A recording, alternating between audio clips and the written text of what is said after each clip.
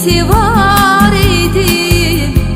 Onun için her güzel, onun için her güzel yeni bir alem idi. Sahile çıktı matros, teze eşk taptı matros. Daha bir gel yandırım, daha bir gel yandırım, gemiye döndü matros. Sahile çıktı matros, teze eşk taptı matros. Daha bir gel yandırıp, daha bir gel yandırıp, gemiye döndü matros.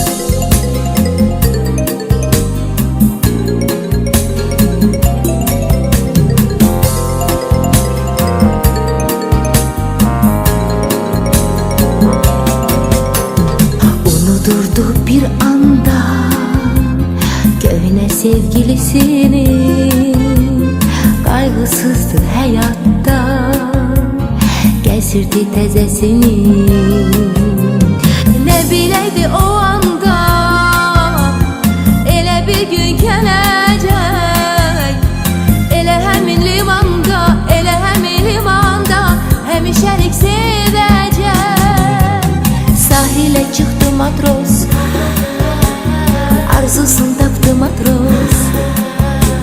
Seferlerin birinde, seferlerin birinde sahilde kaldı matros. Sahile çıktı matros, arzusunu taptı matros.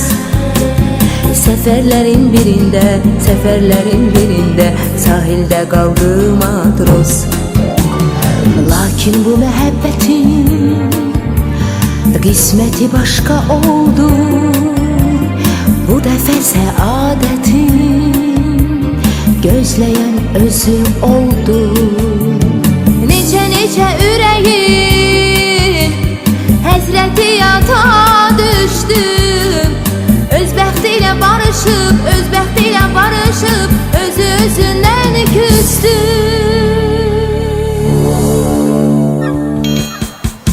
Sahile çıktı matros, teze eşk taptı matros. Daha bir gel yandırıp, daha bir gel yandırıp, gemiye döndü matros. Sahile çıktı matros, teze eşk taptı matros. Daha bir gel yandırıp, daha bir gel yandırıp, gemiye döndü matros. Sahile çıktı matros, gemiye döndü matros. Sahilde kaldı matros, gemiye döndü matros.